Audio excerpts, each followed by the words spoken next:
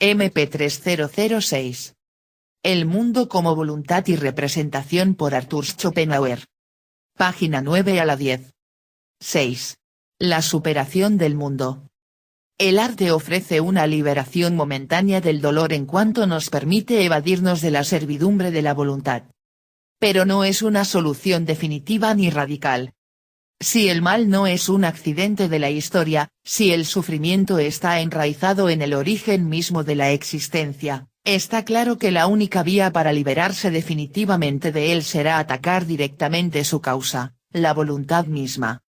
El intento de cambiar los acontecimientos en la búsqueda de un mundo feliz será siempre vano.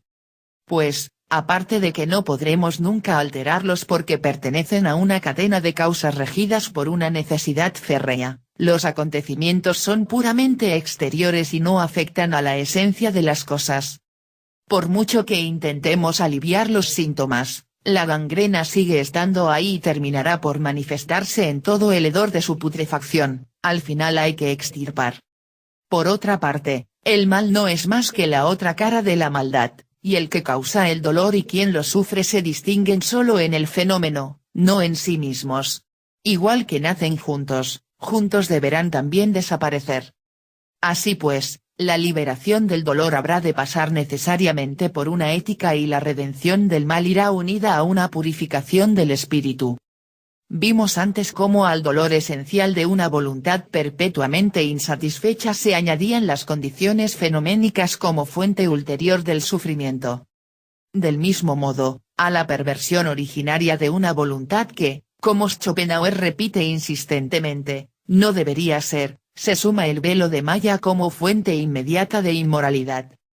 Es precisamente ese velo de engaño el que nos hace ver la distinción individual como algo absoluto y funda el móvil antimoral por excelencia, el egoísmo.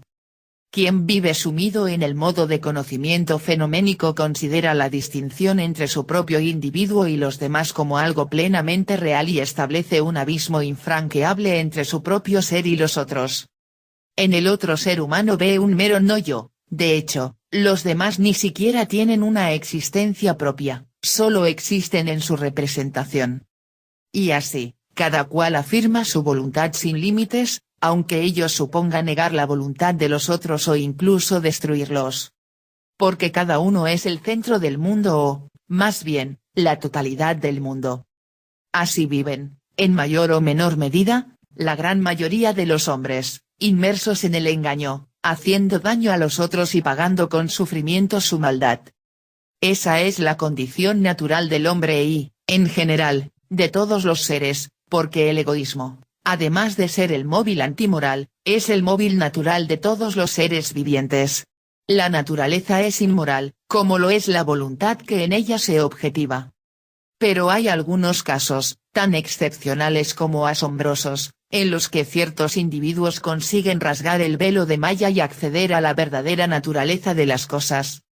En ellos el conocimiento sometido al principio de razón deja paso a otro tipo de conocimiento inmediato e intuitivo que no se puede dar ni recibir por medio de la razón. Que, precisamente porque no es abstracto, tampoco se puede comunicar sino que ha de abrirse a cada uno y que, por lo tanto, no encuentra su adecuada expresión en palabras sino únicamente en hechos, en la conducta, en el curso vital del hombre. Ellos se dan cuenta de que las barreras de la individualidad que separan a los seres son meras apariencias y que detrás de ellas se esconde una identidad esencial de todos aquellos.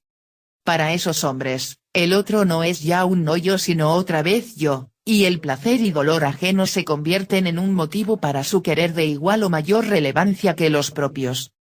No se sabe cómo ni por qué, han descubierto el secreto último de la vida, que el mal y la maldad, el sufrimiento y el odio, la víctima y el verdugo, son lo mismo, aun cuando parezcan diferentes a la representación. De ahí nace la compasión, fuente de todas las acciones de valor moral y único fundamento posible de la moralidad. Según la claridad con que aquel conocimiento se revele, se expresará en las acciones de la justicia o de la caridad. En las primeras, la afirmación de la propia voluntad se limita para impedir la negación de la voluntad ajena, en las segundas, el individuo afirma la voluntad ajena incluso a costa de negar la propia o, en casos extremos, de la propia vida. La diferencia entre la justicia y la caridad, así como entre sus distintos grados, estriba en último término en la mayor o menor diferencia que el sujeto establece entre su propio yo y los demás. Sin embargo, la justicia y la caridad amortiguan pero no eliminan el dolor y la maldad del mundo, desde el momento en que en ella sigue vigente la afirmación de la voluntad. Aún así, son condición y preparación para el paso siguiente y definitivo, la ascética. Quien ha conseguido rasgar el velo de Maya no solo percibe la identidad de todos los seres y hace suyo el sufrimiento universal del mundo. También reconoce en la voluntad a la culpable de todo ese dolor e intenta aniquilarla negándola en su propio fenómeno. Es el estadio de la ascética, de la negación directa e intencionada de la voluntad. Iluminada por el conocimiento, la voluntad reconoce la vanidad de sus afanes y renuncia a seguir representando la dolorosa comedia de un querer ficticio e inviable. Los ascetas, los santos, han conseguido acallar la voluntad en sí mismos aunque, paradójicamente, el por qué no lo explica Schopenhauer, la sigan afirmando en los demás. Y con la voluntad ha desaparecido en ellos el sufrimiento, la inquietud, la miseria, el miedo, la necesidad y todos los males que hostigan continuamente la vida del hombre inmerso en el fenómeno. Su mirada irradia felicidad y sosiego, pues, estando privados de todo, todo les sobra porque ya no quieren nada. Ellos han llegado a ver claro el sentido de la vida, aunque no nos pueden comunicar ese conocimiento con palabras. Pero su vida nos revela ese qué del mundo por el que se preguntaba la filosofía, todo este mundo nuestro tan real, con todos sus soles y galaxias, es nada. Página 10.